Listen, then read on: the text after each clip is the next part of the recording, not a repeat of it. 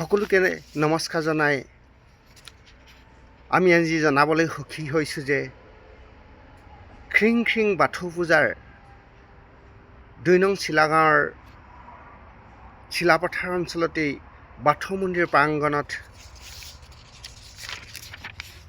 খিং খিং বাথৌ পূজাৰ পূজা পৰিচালনা সমিতিয়ে আয়োজন কৰা আঞ্চলিক ভিত্তিত যি সোণোৱাল কছাৰী বাথৌ পূজা আয়োজন কৰা হৈছে। সেয়েহে সকলোকে যেন গোহাৰি জনাইছোঁ, এই যেন খিং খিং বাথৌ দেৱতাই নমঃ। তেখেতৰ এই বাথৌ মন্দিৰত সকলোৱে এগছি বন্তি জ্বলাই তেখেতক এই বাথৌ দেৱতাক একাজলি মৰম যাচিবলৈ সকলোকে বিভিন্ন জাতি ধৰ্ম নিৰ্বিশেষে সকলোকে আমন্ত্ৰণ জনাইছোঁ।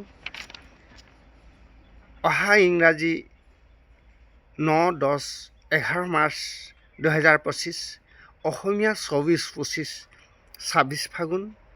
সেয়েহে আহক সকলোৱে আজি আমি এই পূজা মণ্ডপত উপস্থিত থাকি ৩ দিন কাৰ্যসূচীৰেই এই খিং খিং বাথৌ দেৱতাৰ লগতেই সকলোৱে একাজলি আশীৰ্বাদ লৈ যেন যোৱা বছৰৰ দৰে আমি এই বছৰো পুনৰ এনে সুন্দৰভাৱে ৩ দিনীয়া কাৰ্যসূচীৰে এই স্থায়ী